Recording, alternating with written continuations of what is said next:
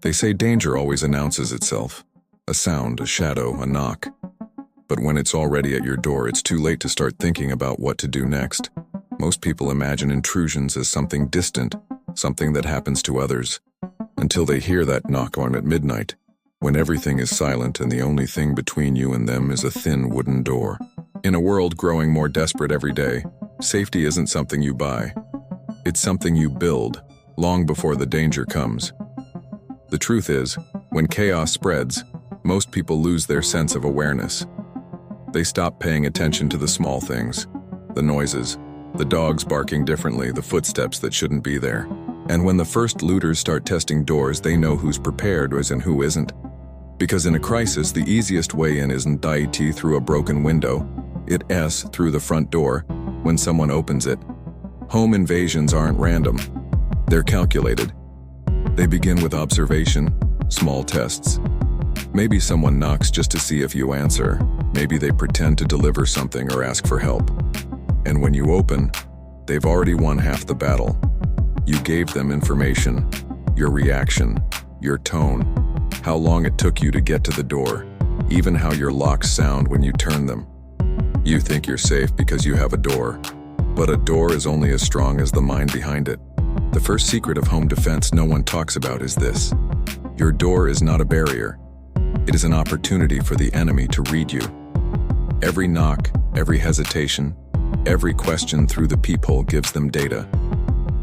Real defense begins with understanding that your house is a system, and every weak link gives them a way in. Most homes are built for comfort, not survival. Thin wooden doors, cheap hinges, decorative locks that look solid but fail in seconds. The average person believes the police will arrive in time. They won't. In a true collapse, you are your own response time. Reinforcing your door is not paranoia, it's logic. Because when someone wants in, the difference between a locked door and a fortified one is the difference between life and death. Imagine this. You hear a knock at 1 a.m. You look through the peephole, see nothing. Just silence. Maybe you think it's a prank. Maybe you open, just a crack. That's all they need. A boot, a push, a weapon, and now your home is theirs. Most invasions last less than 90 seconds. 90 seconds that decide who controls the space. But here's the part no one wants to admit. In most cases, the intruders already watched you for days. They know your routine. They know when you're asleep, when your lights go off, when you take the trash out. Preparation doesn't start when they're at the door. It starts when you realize the door isn't protection, it's communication. Reinforce it, frame it, anchor it. Metal plates behind the lock, solid core construction, 3-inch screws on the hinges. Most people don't even know how easy it is to kick open a standard residential door. The strike plate, that tiny piece of metal holding your deadbolt, is the weakest point. Strengthen that, and you turn seconds into minutes. And in a confrontation, minutes are everything. But even the strongest door fails if your mindset doesn't match it. When someone knocks, you must assume the worst until proven otherwise. Do not speak through the door. Do not reveal yourself through the window. Every sound, every movement tells them something. Silence is power. Let them wonder if anyone's inside, or if the house is armed. Uncertainty is your first line of defense.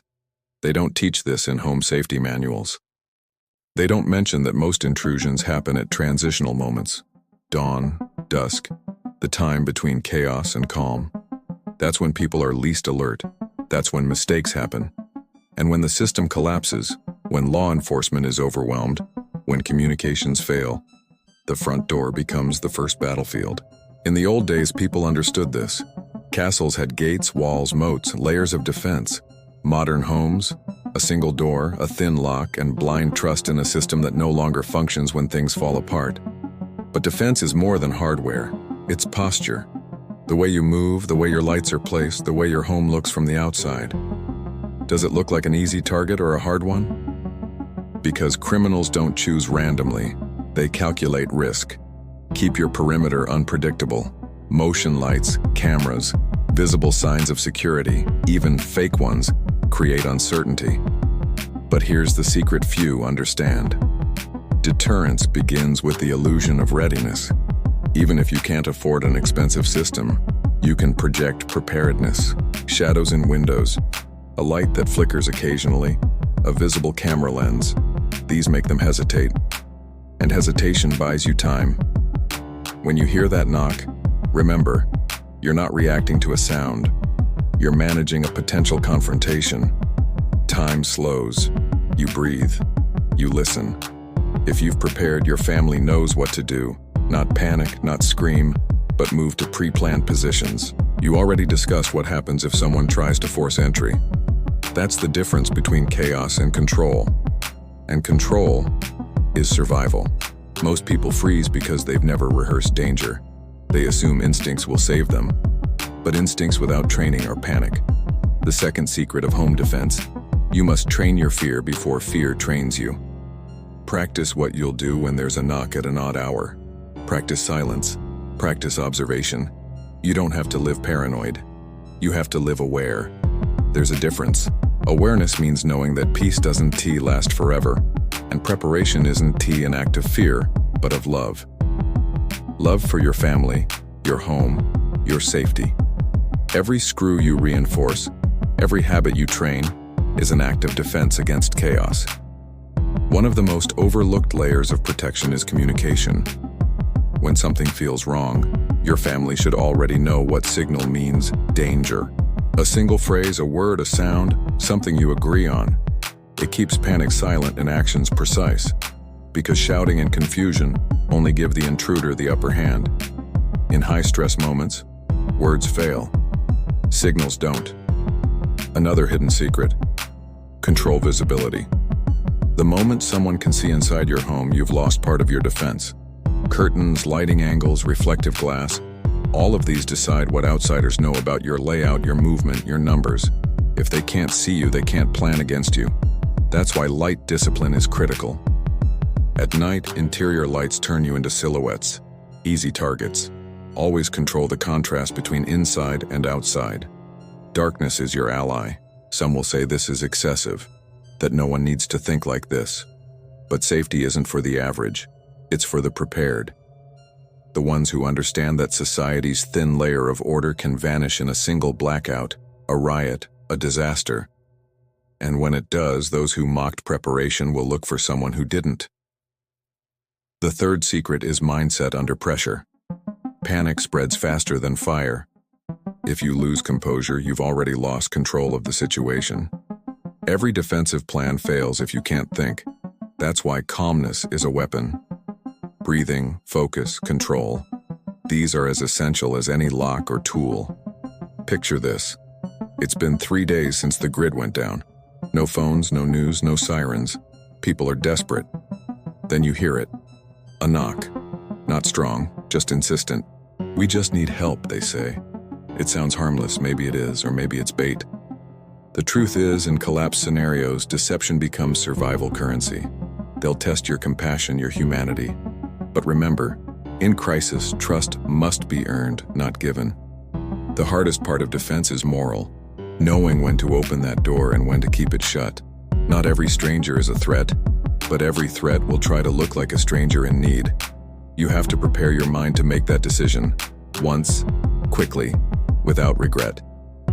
As the world becomes more unstable, home defense is no longer about locks and alarms. It's about discipline, awareness, control. The people who survive aren't the strongest. They're the calmest under pressure. They observe longer, speak less, act smarter. Every door tells a story. Some open too easily, some never open again. The question is, which kind of door do you have? The one that protects you, or the one that betrays you? When the time comes, and it will, you won't rise to the occasion. You'll fall to your level of preparation. Every practice drill, every reinforced screw, every mental rehearsal. That's what stands between you and the chaos outside. So don't wait for the knock. Expect it. Prepare for it. Because once it happens, you're already out of time.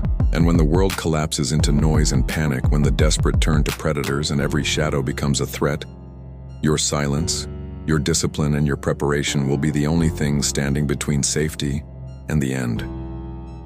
Don't open the door. Not until you know what's waiting on the other side. Because in the end, not every knock is asking for help.